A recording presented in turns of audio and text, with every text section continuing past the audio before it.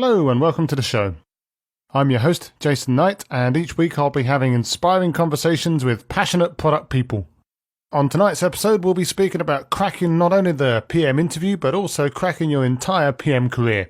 Alongside that, I'd really appreciate it if you could help me to crack my download figures by subscribing to the podcast on the podcast app of your choice and sharing it with all your friends so they can be inspired too.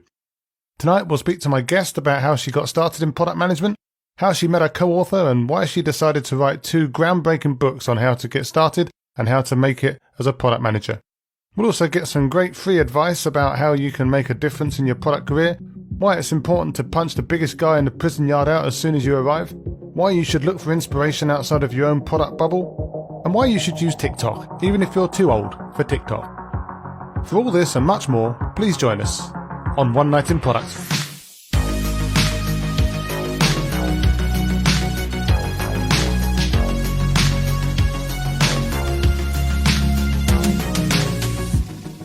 So, my guest tonight is Jackie Bavaro, passionate product professional who started out at Microsoft before tearing it up with Google and was then the first product hire at a little-known productivity startup called Asana.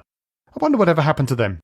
Jackie's a TikTok lover and also loves a good puzzle hunt. She's turned her puzzling skills to solving the product manager career by co-writing 2 books, Cracking the PM Interview, which got people around the world estimating the number of light bulbs in Manhattan, and the brand spanking new Cracking the PM Career, helping people get good at their jobs once they've gotten them.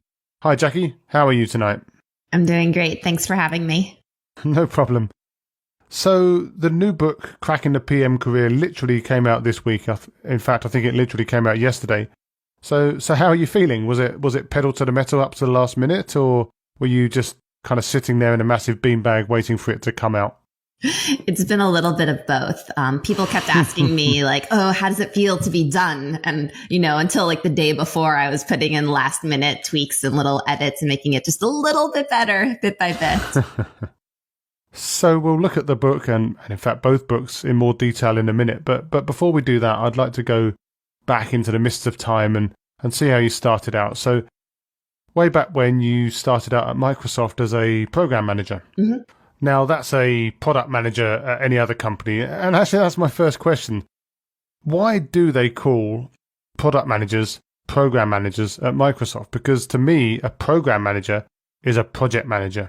Yeah, great question. So Microsoft was one of the first companies to have product managers. And at the time, there was a job title called product manager that sat in the marketing department. So when they decided to add this role that sat with the engineers, they couldn't call it product manager because they already had a job called that. And so they came up with the new title, program manager. But doesn't that put people off? So, for example, if I was looking for a job and wanted to go for work for Microsoft, I'd look at the classifieds and be like, program manager? I'm not a program manager. I mean, do you know if that's something that they have to contend with? Well, it's been several years since I've been at Microsoft, but I do know that when people from Microsoft apply to other companies, they sometimes switch the title on their resumes. Well, you've got to keep up appearances, right? So you started at Microsoft as a program/product manager, stayed there for a couple of years working on SharePoint, I believe. Mm-hmm. You then went on to Google, so another small company that no one's ever heard of. Joined their associate product manager program. I think you were there for 3-4 years.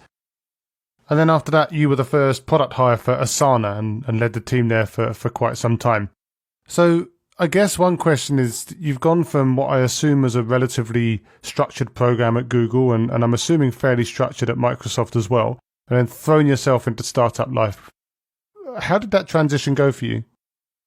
So my first week on the team at Asana, I told my team that I was surprised because it was just like being on my team at Google, except there was nobody else outside of the room. So it was actually a really delightful experience because the working directly with my engineers and my designers was very, very similar to the skills I had at a big company, very similar. But at a large company, you get your whole team in a room, you make up your plans, you decide what you want to do. And after everyone on your team is finally aligned, you then take those plans out of the room to the more senior leaders at the company. And now you have to convince another set of people and bring them up to speed with all of your thinking. So it was a bit of a breath of fresh air to join a startup, and all the people that needed to be convinced had been in the room the whole time. Yeah, I guess that's one of the benefits of being small and having those clean lines of communication. Now, from what I've heard, and I've never worked for Google, but I understand that Google and companies like Google are trying to maintain as much of that as possible as they scale, but it's never going to be quite the same. Yeah, I'm sure they're not as bad as some of the big traditional companies of big corporate structures, but it's not going to be quite the same as an urgent startup. But do you feel that was where you really, for want of a better word, flourished then? Or do you think you had your most effective time in product management there? Or do you feel that you were still pretty effective and got lots out of your previous roles, but just in a slightly different way? Yeah. So one of the things that I found really interesting is that different people are motivated by different things. And that's why you so often see people move from big companies to startups or from startups to big companies. So when I was at Google, I was working on a product. I was working on Google search. So there were, a billion users, and the queries that I was responsible for would touch, maybe hundreds of millions of users. So I was having a gigantic impact in terms of number of users. But the type of impact that I was having at the company, I was helping people find a specific type of search result a little bit faster. If you add up all the seconds I saved people together, it's, millions of years, which feels great. But if I think about any particular person, I didn't really change their day. Their day wasn't really that much better because they got their search results faster. And so for me, that kind of impact wasn't as exciting for me as moving to a product with many fewer users. But those people who did use the product felt like it had changed their whole lives. We talked to customers who had been struggling at work because of challenges in their personal life, taking care of a sick family member. And when they discovered Asana and started using it for project management for their marketing team, they were able to be more productive at work, even with additional time spent taking care of their relatives. And that kind of large impact on somebody's life, for me, was incredibly motivating. Yeah, it's that whole thing about trying to make a positive impact in a really big way. And actually one of the itches that I'm still have in my mind that maybe I can scratch one day is maybe working in like ed tech or health tech and making a really positive impact maybe one day. But before all of that, before you became a product or program manager, how did you get into product management in the first place? It was a bit of a surprise for me. So, when I went to college, I majored in computer science and economics. And I thought I would grow up to maybe work in some kind of an office, and I would be the person who knew how to code. And I used that to automate part of my job and seem like I was a really good employee. So I didn't have a very clear picture of what I was going to do. But I'd never heard of product management. And when I was looking for jobs, I at one point applied to all of the coding jobs that I could find, all of the different engineering jobs. And while I was, waiting to hear back from them, which I don't think I ended up hearing back from any of them, my friend said, Jackie, you should apply to the PM internship at Microsoft. And I said, I don't think I can be a manager. I'm a sophomore in college. And he said, you're not managing people, you're managing the product, or maybe the program, he said. And he's like, just go apply. And he said a little bit. I was like, well, what do you do? And he said, oh, well, you write white papers. And I was like, well, what's a white paper? And he tried to explain it. So I really went for the interview having no idea what the job did. And it was through the interview questions that I got asked that I started to form any idea of what the job was itself.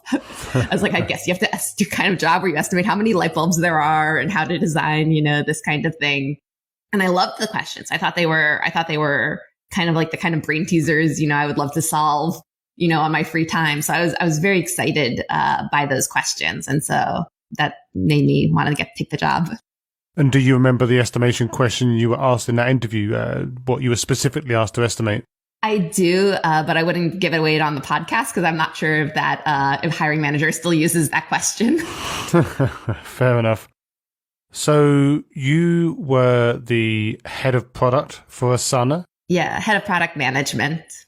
Head of product management. So what's the difference between head of product management and the head of product?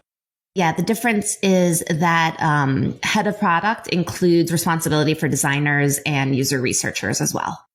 Okay, so you were more responsible for the execution and managing the PMs and the product strategy. Mm-hmm. Okay, fair enough. But you're not listed as head of product management anymore. Mm-hmm. So you're now listed as an advisor. So does that mean that you've basically parted ways with Asana and are just advising them on an ad hoc basis, or are you advising lots of companies? I mean, I'm assuming you've got lots of additional work to do now with writing books and promoting books and publicizing books, but how does that work? Yeah, I've been picking up advising a few companies, and I left about a little bit over a year ago, decided to take some time off, and then spent most of my time writing this new book. Yeah, and we'll go into loads of detail about that book in a minute, but before that, let's go back to 2013, when you and Gail McDowell wrote the first book, Cracking the PM Interview. First question, how did you meet Gail, and why did you want to write a book with her? So to kind of back up a little bit, there was a time when I was at Asana, and I signed up for an email mailing list from a life coach. And she sent this amazing worksheet that basically said, think about, what would you be doing if you could be doing anything in the world, if you never had to work for money again, if you could do anything you wanted. And she's like, write that down. And then she says, how would you feel if you had achieved that? And write that down. And then she said, write down what's one little step you could take today that would move you in that direction, that would help you feel the same way that would feel, or that would help you work towards that longer term goal. And so when I went through this, I was thinking, I would love to help more people become PMs. I would love to maybe do a product manager school or start teaching this. How could I go around the world and get everybody to understand what an amazing job this is? And when I got down to, well, what's the little step I could take today? I said, maybe I could start a blog. Maybe I could start a little bit of writing about this. So that's what inspired me to start writing on Quora about product management. And I started with interview questions, partially because of my experience with interviews. So I had gotten rejected from Google the first time I applied. Ooh, ouch. Yep. And then when I joined Google, I was very quickly put on the interview loops, and I interviewed more than 100 people there.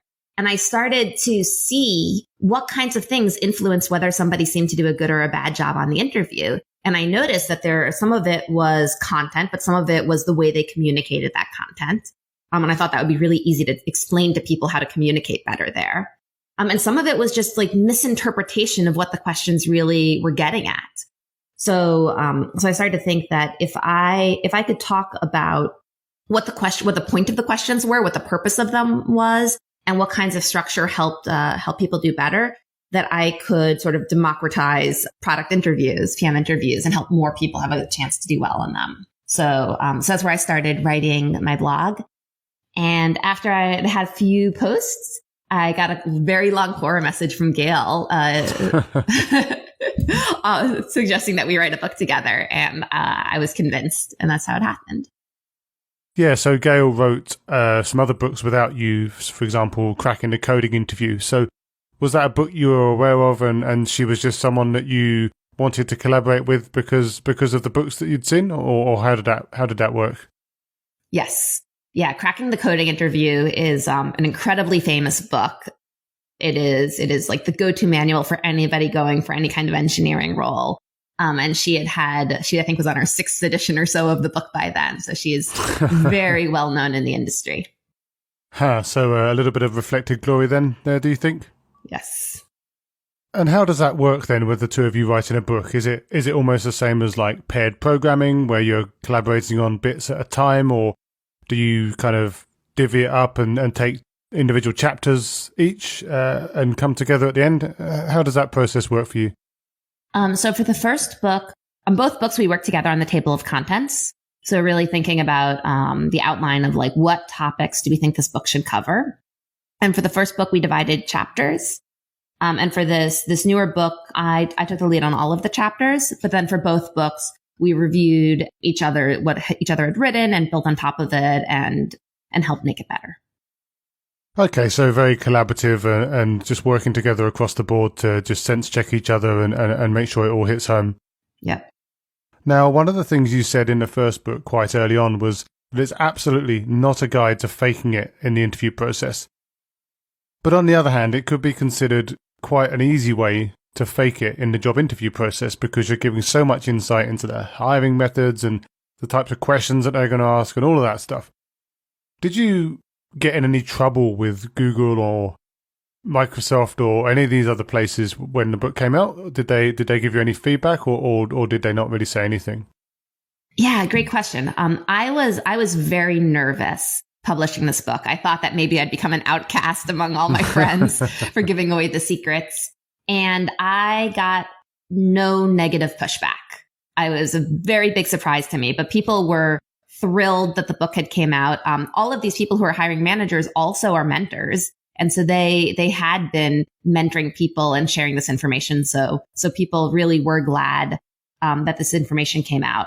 And I also had been worried, as a hiring manager myself, that the book would make it so that people who weren't going to be successful PMs would pass the interviews and we would end up hiring worse people. But I found, and I heard this from other hiring managers as well, that it did not have that problem, that it actually made it a lot easier to interview people because people started giving more structured answers.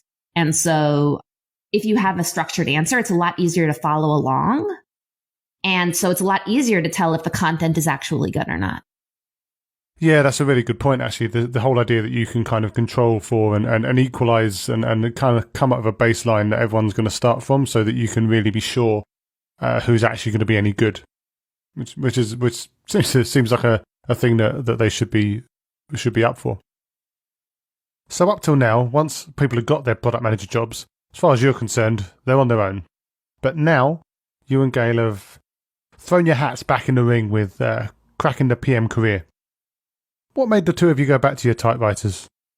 A great question. So I think one of the things that made now a good time to write this book is that I've had time to grow in my career. And so when I wrote the first book, I had interviewed people and I was sort of the lead PM, maybe making some of the decisions on hiring PMs, but I wasn't a manager yet. And since then, I'd become a people manager, become head of product management, built a team of over 20 PMs. And I've ridden career ladders and I've promoted people and I've fired people. And so I have seen from both sides what that career success can look like and what it can mean to be a great PM. So I've had my manager try to explain to me what I needed to grow into. And I've faced, trying to explain to people on my team of how they needed to develop. So the book only came out literally yesterday, as we said. So I've not got much past the forward, really. But one thing I'm now curious about, based on what you just said, was whether there's any section in the book about how to effectively fire people. We have a little bit about it. Yeah, there's definitely a bit about how to tell if somebody can improve, whether it's worth investing more in somebody or if it's time to let them go. There is a section on how to let them go, but it mostly says check with your HR department. There should be a process. So I guess there'll be a cracking the HR process book coming out at some point then. But you didn't, when you started, have a book like this available to you. I mean, obviously partly because you hadn't written it yet, but also the ground was a lot thinner back then. Even Inspired only came out a few years ago in real terms. I'm assuming that Google's APM program and probably even Microsoft's program management program was fairly well structured and you had a lot of on-the-job learning there. But when you were coming up, did you have access to any resources or mentors or anything like that? Or was it just the structure? So I'd be remiss if I didn't mention Joel on Software, who is Joel Spolsky, who is founder of Stack Overflow and Trello and Fog Creek Bugs. And he was a program manager at Microsoft a long time ago. And his blog was the earliest content on product management that I ever saw. So definitely one of my role models.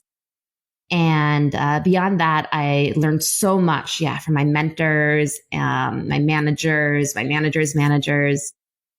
Being in a team, being at a company with other great PMs, I think is an incredible way to get started as a PM. And then a surprise for me was when I moved to Asana, is that I was sort of worried about losing all those resources that you have at a company like Microsoft or Google. But what I soon learned that was amazing is that the startup ecosystem is very collaborative. And I found that even though I no longer had a lot of product managers within my company who I could learn from, I was able to talk to product leaders from other companies. And they were often very willing to have conversations with me about how they had built their career success guides, or how they had handled a reorg, or what they did for internationalization. So I've relied a lot on other peers. Yeah, and I guess you're probably in the right part of the world for that sort of thing. There's more than a few tech companies around your neck of the woods. But there are a number of other books out there on product management and product management careers. If I could be so bold, why should people read yours? Yeah. So, there are lots of great books out there. And like you mentioned, Inspired, I absolutely love it. I haven't read Empowered yet, but I'm planning to. It's very good. Nice. I'm really looking forward to that. I think that this book, and in fact, I wondered when Gail mentioned to write a sequel, I was like, well, Inspired exists. Like, is there really room in the market for a book like this? And as we talked about it, what I really thought about is that there isn't a book. A lot of the books that are out there are geared at the heads of product organizations, and like, how do you build a strong product organization with the right product processes? And like, it's so important to make space for product discovery on your team. Not that many of them are geared directly at the product managers to help them understand, how do you grow as a PM? And the target audience that we kept in mind when we were writing this book is that we want this to be the book that mentors recommend to the people they're mentoring. And that by doing so, the mentors will be able to free up their time, not spend as much time talking about generic best practices, but instead be able to spend that really valuable one-on-one time on mentoring people on the specifics of their situation, to give them the unique feedback and the unique guidance that will really help them succeed. Right. So it's kind of like making product management itself not a thing, and leaving them the headspace then to go and tackle all of the idiosyncrasies and oddities within the companies that they work in, and work on all the politics and all the history there, which again makes a lot of sense. So one of the things you do mention in the book, and it's not obviously an uncommon complaint, is there's quite a lot of variability between product management roles and product companies and how they operate. I think in the book you say yourself that if you asked 5 different people what product management meant, that they would give you 6 different answers. So that seems like a tricky thing to write a book for, because there's so much variability that it's not, that everything's not going to be applicable to everyone. So how have you tried to square that circle? Is it very much a book designed to almost propose a best practice that everyone should aim for, or is it designed to really focus on all those different types of implementations of the product manager job? So when we were researching for this book, I went out and looked for the job ladders from many different companies. And I found some people put them online. Sometimes I had to ask people at the company to, show me what they had behind the scenes. And I saw 2 things that were really interesting. The first is that at the surface level, the success guides looked entirely different. The top level categories are just very different from company to company. But then the second surprise was when you look one level down, you look at the bullet points inside each section, they were remarkably similar. And so different companies will weight the different product skills very differently. Like some really weigh heavily towards business skills. Some care a lot about collaboration. Some care a lot about customer insights. Some are more data oriented. But the set of skills is the same across these. So we broke it down. We did our own grouping into product execution, strategy, and leadership, but that's not the only way you can group them. But if you look at all the chapters inside of there, I think we touched on all of the different skills that PMs at different companies use. So is it the kind of book that you recommend people read from front to back, or is it more like go to the index, find what you need and use it as kind of a playbook? Yeah. So we have a little in the getting started section, we have a little bit of like, when you're short on time, what's the best way to go through the book? And so depending on your goals, there's a few ways to read through it. So for example, we have a lightning bolt to signal the skills that are used at the more senior career levels. So if you're senior PM or above, you can look for the skills that have one lightning bolt or two lightning bolts next to them. We've broken down within each skill into the responsibilities, the practices, best practices, and frameworks. And so if you're new to the job, you can read through all the responsibilities and see, like, what am I supposed to be doing? What am I responsible for in terms of, project management? Or what are my responsibilities when it comes to a launch or when it comes to strategy? Or if I'm trying to improve my skills, let's look at those practices and see, how can I develop my skills and get better and better? And what does getting better look like? Or if I'm looking for a quick framework, I can scan to that section. So I do think that it's a long book. I'll expect people to use it as a reference. Hopefully they'll use it as a reference guide and switch to the appropriate part. But I think that skimming the responsibilities and practices would be helpful. Yeah, and on that, I mean, like you say, it is a really big book. It's something like 800 or so pages. So I've definitely not had a chance to plow into it too much so far. I'll definitely get back to you once I've had a chance. But for now, it would be really good if we could just touch on a few topics in some kind of a quick fire round. Sure. One of the things I know that you cover early in the book is how product managers can really make an impact when they start a new job. So I wondered if you could tell me one key thing or the most important thing that a product manager should do in their first 90 days. Just one. Just the main one. I don't want to ruin your book or just give it all away. Pick one. I'll say, I will say get in a win early. So find something that your team has wanted somebody to do, even if it's grunt work, even if it's, hand coding a spreadsheet with, a few hundred responses, and just do something so that you show up and your team is like, thank goodness you're here. It's almost like going into the prison yard and knocking out the biggest guy you can find in the yard, huh? And another common complaint for product managers is getting sucked into the dreaded feature factory and concentrating only on delivery. What are some of the warning signs of that, and what are some of the ways that you can address that slide? Yeah. So I think that strategy is one of the most important parts of product management. And what I mean by strategy here, and I think this tends to be a major differentiator when people are moving into what at some companies will be called the senior PM role. So in the earlier stages, you might be focused on a feature. You might be told, like, launch this thing and you get it out there. And you might even be told, like, here's the goal, launch this feature and hit this goal. But at some point in your career, and the earlier you do this, the better, you move from trying to ship a great product that hits the goals that someone told you to hit to being the person who defines what goals you want to hit, what goals you think will be important for your product, your team, and your company. And one of the ways to do that is to define a long-term vision. So important part of the strategy. When I write a vision, I like to think of an infomercial in my head. So I like to think about, it's so hard to do things today. Like, isn't it tough to open up cans? And you really emphasize the pain of the pain point that people are feeling today. And then paint a picture of this beautiful future when things are better, when it's easy to open cans and all of your shirts have been bedazzled. and you get people excited about it. Because if you're able to paint a picture of this exciting future that people are inspired by and they want to get there and they believe that it's meaningful and impactful. And by people here, I mean people on your team, people across the company, executives and customers. So you're designing a future that people are excited about. They think that this would be a good future to go to. And then you can start working towards that. Then you can work backwards and figure out what's the small step we can take today that will get us in the right direction. And that way you ensure that you're not launching features just for feature's sake, but you're launching features and any kind of product work because it's getting you closer to that long-term vision. Yeah, and that's a really common theme these days, all about having a strategy, not getting obsessed in the small details, having a feature-based roadmap.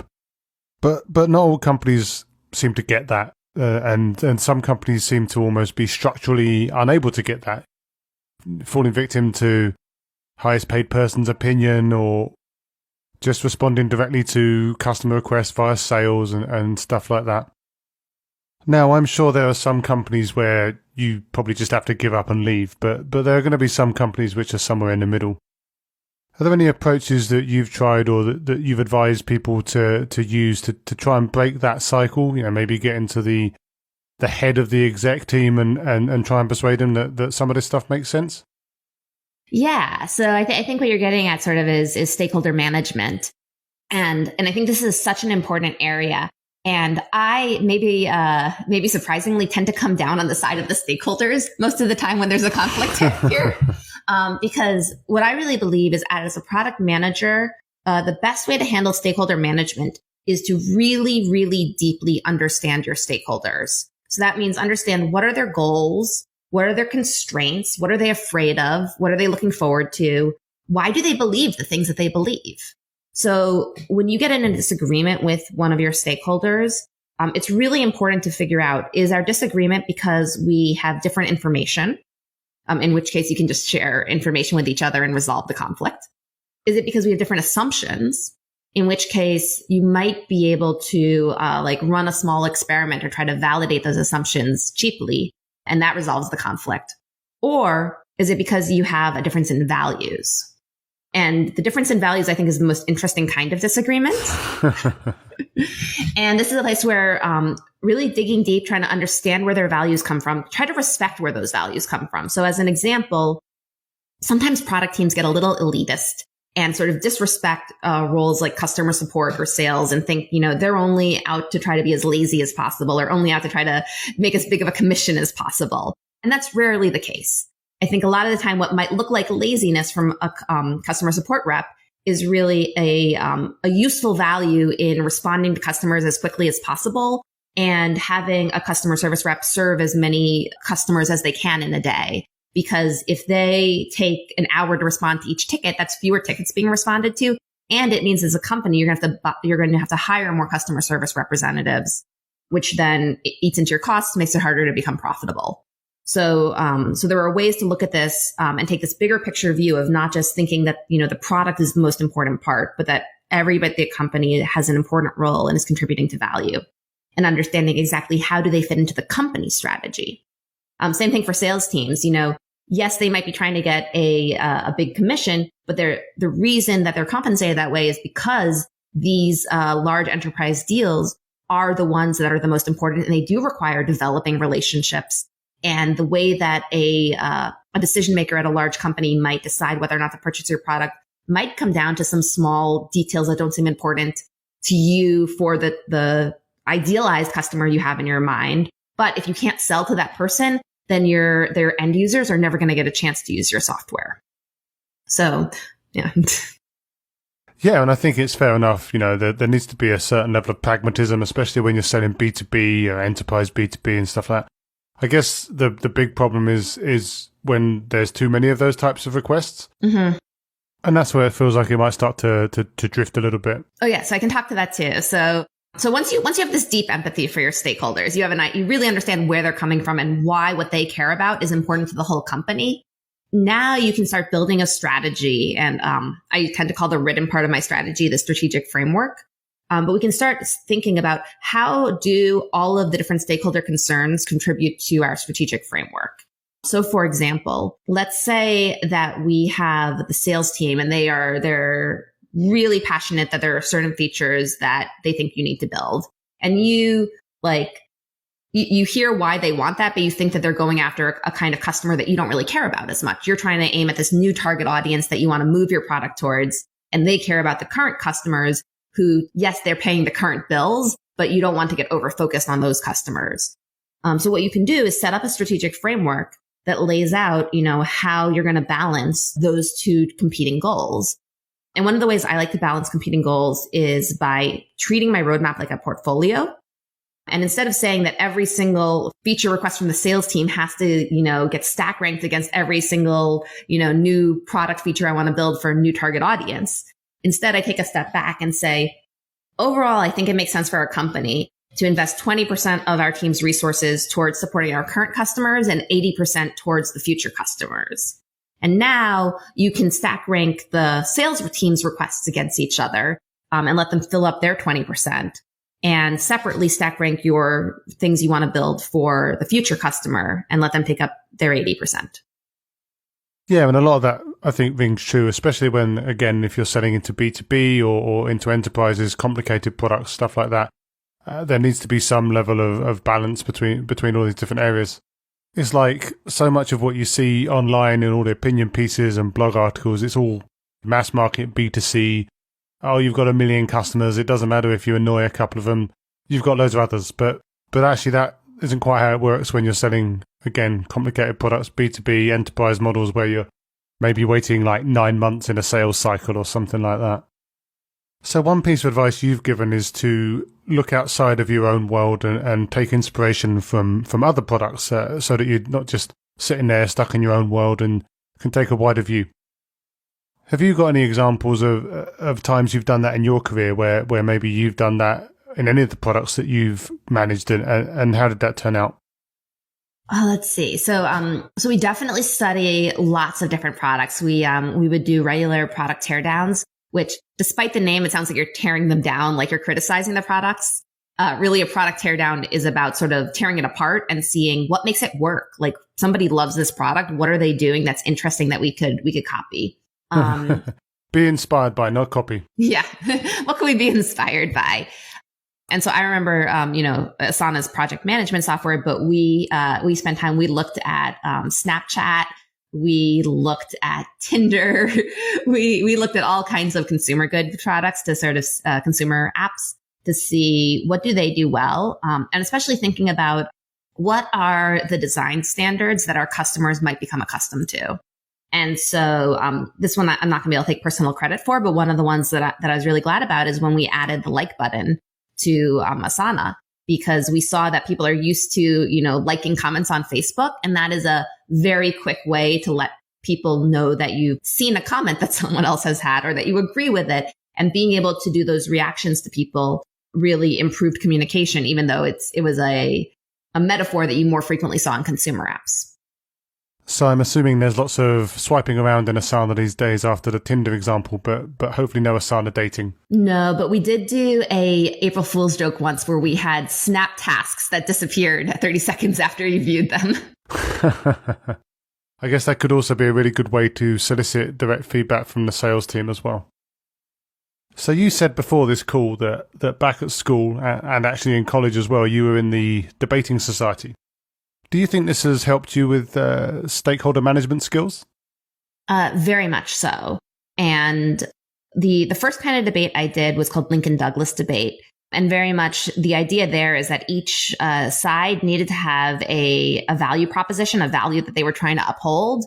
And if you cared about the same value, you had to debate whether your side or their side would be better for that value. But if you disagreed, you had to debate whether or not your value was a better value than the one they had. So you'd have, talk about constitutional right to privacy, to First Amendment right to protect a journalist's confidential source. You say, is it more important to protect freedom of the speech or to uphold justice? So one part of it is really identifying the values and having sort of a keen ear for that. Another part is that the way that debate works, or the parliamentary and Lincoln Douglas debate works, is that you need to listen to the points that your opponent makes, and you need to have a rebuttal for those points. So as a debater, it doesn't matter how smart your arguments are for your side. If you don't hear what the other person says and respond to that, you won't win cases. And I find that listening and responding is such a critical skill for PMs. Now that's really interesting, because one of the things that I assume is that you have to have some kind of stock responses to certain types of question, because you're not going to be able to make everything up on the spot. So you might expect some questions and prepare and rehearse responses to them. And that makes me think of a section at the back of the book, which has a selection of stock phrases and what they really mean. Now, I've had a good chuckle at some of those because some of them are really relatable, but that also seems like the sort of thing that could be the genesis of an ongoing series. Is that something that you're planning to keep up to date?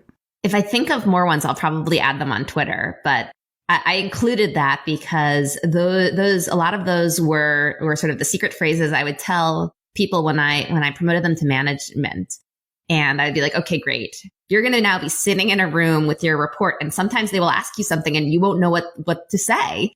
And just like when you hear that, just take a deep breath and say like, oh, thank you. That's interesting. Let me think about that and get back to you.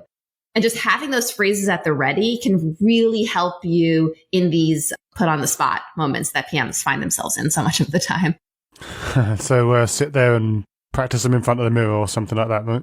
Yeah. Now, you also said that you really love TikTok.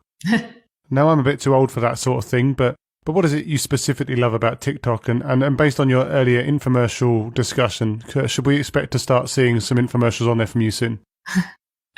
I've sort of been thinking about, once I'm done with all the book promotion, if maybe I should start doing some TikToks. But I love it, especially, and I would recommend to anybody. I'm also too old for TikTok, but I would recommend to anyone who's too old for TikTok to try out the app. The thing that I think is so special about it, and I actually use this as an example of studying other products and how they can be great.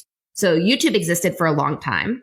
And Reddit has existed for a long time. And so YouTube has user-generated videos, and Reddit has a home screen that is algorithmic, but you don't need to log in to access it. So when you first show up, you can just start interacting with things and you'll start getting good content. And YouTube combined those two to give you an algorithmic screen of videos. And because it's videos and they can tell just by how long you spend watching a video, even if you do nothing else, what you like and what you don't like, their feed very, very quickly learns what kinds of content you like and don't like. And so, within 5 minutes, you're getting content that is incredibly delightful and incredibly tailored to your particular interests. And so it can be very fun, whether you end up, learning about sourdough bread baking, or my TikTok is filled with interesting linguistics facts right now. So you can get very niche, interesting content very quickly. Yeah, so my YouTube feed is primarily filled up with Sopranos clips at the moment, which seems to be a bit much. It's like it's not really recommending me anything new. It's just stuff that I've already watched, so they could definitely do with some work on that, I think. I did a little bit of time at Google working on video searches. So specifically, like if you search on Google and when should we show you a video search, one of the things that I was really impressed with TikTok is how they handle recency. So when Hamilton came out on Disney Plus, I very quickly got my feed entirely filled up with Hamilton clips. And a few days later, I got kind of tired of it and they very quickly, faded away. Oh, there you go. Someone's doing their job somewhere. Yeah. So the book's out now. I'm assuming you've got a packed schedule of promotional events, and you've been very kind to come on this podcast. I'm assuming that maybe you'll be going on some other podcasts. But what else have you got on? What's next in the promotional roller coaster of the book? In terms of book promotions, I've been trying to find different communities that I can reach out and talk to, and then once that tapers off, I don't really know what's next. Relax a little. Relax a little. Think about the third book. Start writing the third book. So I normally ask people on the podcast to describe product management or explain how they describe product management to another person. But there's obviously a big section in the book on that, and I don't want to give away any secrets. But I also know that you've got a young son, and I wondered how you would explain product management to your son. Yeah. I tell him that my job is to help people solve problems, which is a little bit different than how I would probably describe it to other people, where I'd say that the product manager is supposed to define the problems. So I've got a son who's exactly the same age as your son, and I guarantee that if I told him what I do, he would be spectacularly unimpressed. And where can people come and find you if they want to find out more about the book or get some more of your great advice about product management? Yeah, so I'm pretty active on Twitter. So my Twitter is Jackie Bo, JACKIEBO. And my DMs on Twitter are open, so I'm happy to answer any questions there.